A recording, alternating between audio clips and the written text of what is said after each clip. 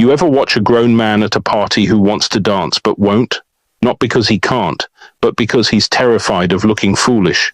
That's the paralyzing fear of shame. It's not the music holding him back, it's his ego. That same fear? It runs deeper than we admit. It's the same fear that stops people from saying I was wrong. We call it pride, but really it's insecurity.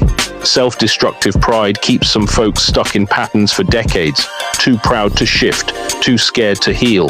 Now take that same emotion and scale it up.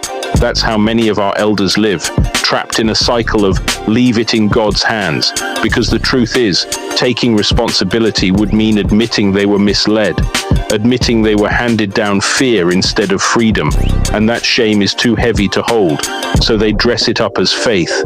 They pray about everything, except their own accountability. They'll wait 30 years for a blessing, but won't act on the opportunity right in front of them. But let that same person get sick, real sick. Suddenly, they're calling for doctors, specialists, hospitals, not scripture, not waiting on a miracle. Because when it comes to health, they know faith without treatment is a gamble. So they trust medical evidence when their life is on the line. But when it comes to money, relationships, legacy, or direction, they jump right back to leave it to God. That's not faith, that's fear. Obedience disguised as belief, control disguised as surrender, and the system knows it. That's why nothing changes, because too many of us are scared to move unless we're forced to. Let's stop pretending. Most people don't want truth, they want comfort. They don't want freedom, they want routine.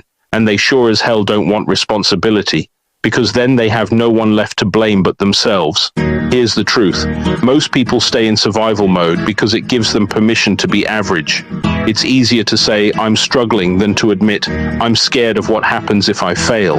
Have you ever met someone who prays every day but still hasn't made a single decision to change their situation? You know what's brutal? Some people spend their whole lives leaving it in God's hands because the truth is, if they took it into their own hands, they wouldn't know what to do with it. That's why they cling to religion, not for guidance, but for cover. It's easier to pray than to plan, easier to fast than to fight, easier to say one day than to risk looking foolish today. This isn't an attack on our elders, our faith, or our culture. It's a call to wake up, dig deep, and remember who we were before fear came knocking, because survival mode is a mindset, but so is greatness. And it's been yours and mine the whole time. This video isn't about attacking religious people, it's about unspoken patterns.